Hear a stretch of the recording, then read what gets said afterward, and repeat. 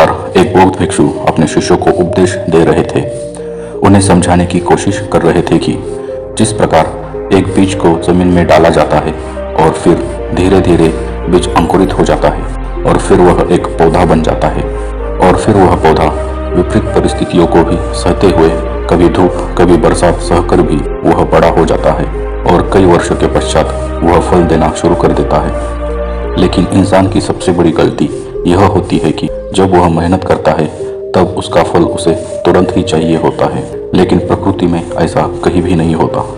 जो मेहनत हम आज करते हैं उसका फल हमें भविष्य में मिलता है, लेकिन फल मिलने से पहले हमें भी विपरीत परिस्थितियों में से गुजरना पड़ेगा। और अगर हम उन परिस्थितियों में हार मान लेते हैं तो हमें अपनी मेहनत का फल कभी नहीं मिलेगा। यही अटल सत्य है और इसी तरह हमारी प्रकृति काम करती है। बौद्ध भिक्षु ने अपने सभी शिष्यों को संबोधित करते हुए कहा कि तुमने अपने जीवन में ऐसे बहुत से लोगों को देखा होगा कि जो शुरुआत में तो बहुत मेहनत करते हैं, लेकिन कुछ समय बाद जब उन्हें मेहनत का फल नहीं मिलता तो वह निराश हो जाते हैं और फिर उसके बाद मेहनत करना भी छोड़ देते हैं। लेकिन कुछ समय बाद उन्हें यह एहसास होता है कि अगर हम ऐसे ही मेहनत करते रहते, उसी काम पर लगे रहे होते तो आज हमें कामयाबी मिल गई होती। क्योंकि जब वह अपने आसपास के लोगों को उसी काम में कामयाब होते हुए देखते हैं तो उन्हें एहसास होता है मुझे उसी काम में लगा हुआ रहना चाहिए था, उसी लक्ष्य पर केंद्रित रहना चाहिए था, तो शायद मुझे भी कामयाबी मिल गई होती।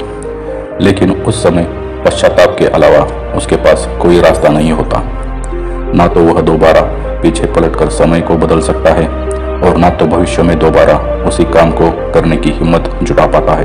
जब भिक्षु अपने शिष्यों को उपदेश दे रहे थे तभी उनका उपदेश एक बुजुर्ग आदमी भी खड़ा होकर सुन रहा था और फिर वह अचानक से बीच में बोल पड़ा। उसने कहा, गुरुवर, मेरी उम्र ज्यादा हो चुकी है, पूरी उम्र का अनुभव है मेरे पास और मैंने अपने जीवन में यह भी पाया है कि बहुत से लोग अपने जीवन में पूरी मेहनत करते हैं, कभी हार नहीं मानते, लेकिन उसके बावजूद भी सफलता नहीं मिलती। मैं खुद इसका बहुत बड़ा उदाहरण हूँ। मैंने अपना पूरा जीवन एक ही लक्ष्य पर केंद्रित रखा, लेकिन उसका फल मुझे आज तक नहीं मिला। मैं कैसे मान लूँ जो आप कह रहे हैं वह सही है? आप इन शिष्यों को गलत दिशा में ले जा रहे हैं। उन्हें सही दिशा दिखाइए, उन्हें भ्रमित मत करिए, वरना आपको बहुत बड़ा पाप लगेगा। गुरु ने मुस्कुराते हुए कहा, मैं तुम्हारे पूरे जीवन की शंका केवल कुछ समय में ही दूर कर सकता हूँ, लेकिन उसके लिए तुम्हें समर्पण की भावना रखनी होगी। अगर तुम समर्पित होकर वह करोगे जो मैं कहूँगा तो तुम्हारे मन के सारे संशय दूर हो जाएंगे। फिर तुम्हें सही मार्ग पता चलेगा कि सफलता के लिए किस तरह कदम दर कदम आगे बढ़ा जाता है। अगर तुम कुछ दिनों के लिए मेरे आश्रम में रहने को तैयार हो तो तुम्हें वह रास्ता पता चल जाएगा, तुम्हारे मन के संशय दूर हो जाएंगे। वह बुजुर्ग आदमी तो जिंदगी से हार ही चुका था कि लाख कोशिश करने पर भी उन्हें अपने लक्ष्य में सफलता नहीं मिल पाई थी। इसलिए वह आश्रम में रहने के लिए तैयार हो गए, लेकिन एक शर्त पर। उन्होंने गुरु से कहा कि गुरुवर, अगर मेरी बात गलत साबित होती है तो इन शिष्यों को एक बहुत बड़ी सीख मिलेगी जो मुझे पूरी जिंदगी में नहीं मिली। लेकिन अगर आप गलत साबित होते हैं तो आपको यह गुरु की पदवी छोड़कर यहाँ से चले जाना होगा, क्योंकि आप इस तरह शिष्य को भ्रमित नहीं कर सकते। यह गलत है और यह पाप भी है। आपको फिर उसके बाद इस गद्दी पर कोई हक नहीं रह जाएगा। गुरु ने यह शर्त स्वीकार कर ली। अगले दिन वह गुरु अपने हथेली पर कुछ बीज रखकर उस बुजुर्ग व्यक्ति के पास पहुंचे। उसके सामने अपनी हथेली करते हुए कहा कि तुम इसमें से कोई भी 4 बीज चुन लो।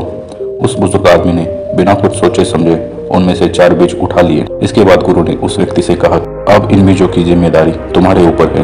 तुम इन बीजों को कैसे फल में परिवर्तित करते हो यह तुम्हारे ऊपर है। इसलिए तुम आश्रम का कोई भी हिस्सा चुन सकते हो और कोई भी प्रकार की सहायता की जरूरत पड़े तो सीधा मेरे पास आ सकते हो। बुजुर्ग आदमी ने आश्रम का वह हिस्सा चुना जहाँ पर ज्यादा पेड़ नहीं थे, जहाँ पर जमीन खाली थी और वहाँ पर सिर्फ घास उगी हुई थी। उसने थोड़ी थोड़ी दूरी पर मिट्टी हटाकर वहाँ पर वह बीज डाल दिए और नियमित रूप से उन बीजों की देखभाल करने लगा। वह समय से उन्हें पानी देता और किसी भी पशु या पक्षी को उनके पास आने नहीं देता।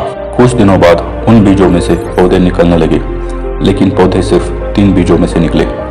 एक बीज में से कोई पौधा नहीं निकला, मतलब वह बीज वही जमीन में खराब हो चुका था।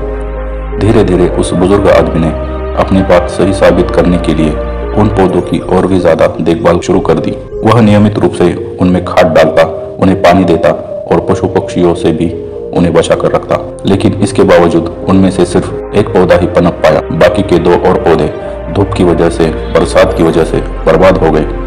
आखिरकार बुजुर्ग आदमी को एक पौधे में सफलता मिल गई और आखिरकार उसने पाया कि उस पौधे पर फल भी आने लगे थे। यह देखकर बुजुर्ग आदमी को बड़ी प्रसन्नता हुई। वह जल्दी से उन गुरु को बुलाकर ले आया, उन्हें दिखाने के लिए जो पौधा उसने उगाया था उसमें अब फल आने लगे हैं। गुरु ने जब यह देखा तो उन्होंने बुजुर्ग आदमी से एक सवाल पूछा। उन्होंने पूछा कि मैंने तुम्हें 4 बीज दिए थे, लेकिन उनमें से 3 ही पौधे बन पाए और उन तीनों में से सिर्फ एक ही पेड़ बन पाया जो आज फल दे रहा है। ऐसा क्यों हुआ? बुजुर्ग व्यक्ति ने कहा कि गुरुवर, ऐसा ही होता है, हर बीज पेड़ नहीं बनता, लेकिन 4 बीज में से एक ही पेड़ बन पाया, क्या यह कम सफलता है? इसके बाद संध्या समय उपदेश का वक्त हो चला था। सभी शिष्य अपने अपने स्थान पर उपदेश सुनने के लिए बैठे हुए थे।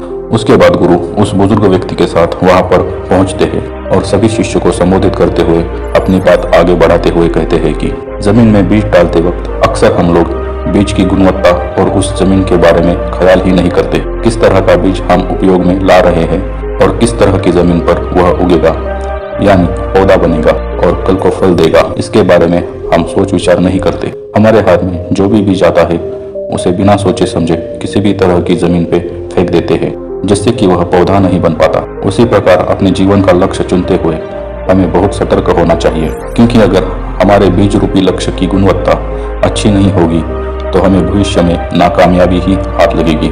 इसलिए हम किस प्रकार का लक्ष्य चुनते हैं उससे हमें भविष्य में क्या फल मिलेगा यह हमें पहले ही सोच लेना चाहिए और उस बीज को अपने मन में पूरी तरह से बैठा लेना चाहिए। इसका अर्थ यह है कि मन इस धरती की भांति है और लक्ष्य बीज के भांति, इसलिए उस बीज को जमीन पर डालने से पहले उस जमीन को भी साफ करना जरूरी होता है। अक्सर हम बीज को जमीन पर डालते वक्त यह नहीं सोचते कि उस जमीन को भी तैयार करने की जरूरत होती है। वहां से घास हटानी पड़ती है, उसमें पानी देना होता है और फिर वह जमीन तैयार होती है। वही बात हमारे मन पर भी लागू होती है। अक्सर हमारे मन में जो भी विचार आते हैं, दूसरों से प्रभावित होकर हम जो भी लक्ष्य निर्धारित करते हैं वह पूरी तरह से सटीक और सही नहीं होता। वह दूसरों से प्रभावित होकर लिया हुआ फैसला होता है। लेकिन अगर हम ध्यान के द्वारा हमारे मन की जमीन को खाली कर देते हैं, अपने मस्तिष्क को विचारों से खाली करके निष्पक्ष होकर उस लक्ष्य के बारे में सोचते हैं, विचार करते हैं और यह देख पाते हैं कि लक्ष्य भविष्य में मुझे किस प्रकार के फल देगा, तो फिर वह बीज हमारे मन में और भी गहरा बैठता चला जाता है और उसका परिणाम हमें भविष्य में उसी रूप में मिलता है। यह 2 बातें याद रखते हुए हम अपने लक्ष्य में कामयाब हो जाए ऐसा भी जरूरी नहीं होता, क्योंकि विपरीत परिस्थितियां हमेशा आती रहती है। लेकिन एक समझदार आदमी हमेशा जानता है कि विपरीत परिस्थितियां उसे मजबूत बनाने के लिए आती है, न कि उसे कमजोर बनाने के लिए। लेकिन कुछ लोग विपरीत परिस्थितियों से हार मानकर अपने लक्ष्य को बीच में ही छोड़कर चले जाते हैं, जो कि इंसान की सबसे बड़ी गलती होती है, क्योंकि पौधा तो फल तभी देगा जब वह पेड़ बनेगा, लेकिन हम उसका पेड़ बनने का इंतजार ही नहीं करते। एक पौधा नाना प्रकार के विषम परिस्थितियों में से गुजरता है। कभी बहुत ज्यादा गर्मी होती है, बहुत ज्यादा धूप होती है, तो कभी बहुत ज्यादा आंधी तूफान और बारिश आ जाती है। लेकिन अगर उन परिस्थितियों को सहन नहीं कर पाएगा तो वह कभी पेड़ नहीं बन पाएगा, फल नहीं दे पाएगा। उसे मजबूत पेड़ होने के लिए उन परिस्थितियों में से गुजरना ही पड़ेगा। इसी प्रकार एक इंसान को भी समाज के ताने सहने पड़ते हैं। कई लोग कहेंगे कि इतना वक्त हो गया इसको यह काम करते हुए, लेकिन इसको सफलता नहीं मिली, यह तो मूर्ख है, इतना समय कोई देता है क्या किसी काम के लिए। लेकिन यह सब तो विपरीत परिस्थितियां होती है और जो आदमी इनको पार कर जाता है वह अपने लक्ष्य के लिए और भी मजबूती के साथ तैयार होता रहता है। और आखिर में यह सब काम पूरा होने के बाद एक इंसान की सबसे बड़ी ताकत होती है उसका संयम। उसको इंतजार करना पड़ेगा, उसको संयम रखना होगा, उसे चुप रहकर अपने लक्ष्य की तरफ निरंतर बढ़ते रहना होगा। और एक दिन ऐसा भी आएगा जब वह पौधा पेड़ बन जाएगा और वह बहुत ही मीठे फल देगा, क्योंकि जितना समय एक पेड़ को बड़ा होने में लगता है उतने ही मीठे फल उसके पाए जाते हैं। इसलिए जिंदगी में कभी हार मत मानना, अपने लक्ष्य की तरफ निरंतर बढ़ते रहना। अपनी बात खत्म करते हुए गुरु ने बुजुर्ग आदमी से पूछा कि अगर आपके मन में अभी भी कोई संशय है कि आप जीवन में क्यों सफलता हासिल नहीं कर पाए तो आप पूछ सकते हैं, लेकिन जो बातें मैंने बताई है अगर उन बातों का आपने पालन किया होता तो आप जरूर कामयाब हो गए होते। बुजुर्ग आदमी ने हाथ जोड़कर गुरुवर से कहा कि हे गुरुवर, ये शिष्य बहुत ही किस्मत वाले हैं कि इन्हें आप जैसा मार्गदर्शक मिला। काश मुझे भी अपनी जवानी में ऐसा ही कोई मार्गदर्शन करने वाला गुरु मिला होता तो मैं भी अपने जीवन में कामयाब हो सकता था। लेकिन देरी से आए दुरुस्त आए। कम से कम आज मुझे पता चला कि मुझसे क्या गलतियां हुई थी और क्या कमियां रही थी। शायद मैं अपने बच्चों को सही शिक्षा दे पाऊं, शायद उन्हें सही रास्ता दिखा पाऊं। आज मेरी आंखें खुल गई, लेकिन दर्द इस बात का है कि मेरी आंखें इतनी देर से खुली। अब मेरे पास करने के लिए कुछ भी नहीं है। अगर अब मैं यह ज्ञान ग्रहण कर लूंगा तो इससे मेरा क्या बदलाव? यह सिर्फ दुख और पीड़ा देगा कि मुझे से यह गलतियां हुई। गुरुवर ने बुजुर्ग व्यक्ति की पीठ थपथपाते हुए कहा कि जिंदगी में ज्ञान ग्रहण करने के लिए कोई उम्र नहीं होती। तुम्हें लग रहा है कि तुम्हारा समय बीत चुका है, लेकिन जरा सोचो कि जाने से पहले यानी मरने से पहले तुम्हें एक असीम सत्य के बारे में पता चला, एक ज्ञान के बारे में पता चला, अपनी गलतियों के बारे में पता चला। कितने ही लोग होते हैं इस दुनिया में कि यह जाने बिना ही चले जाते हैं कि उनसे जीवन में क्या क्या गलतियां हुई है। तुम तो किस्मत वाले हो, तुम्हें तो पता चल गया है। तुम आने वाली पीढ़ियों को सही रास्ता दिखा सकते हो, और सही रास्ता दिखाने से ज्यादा बड़ा काम या ज्यादा बड़ा लक्ष्य इस दुनिया में कोई नहीं हो सकता।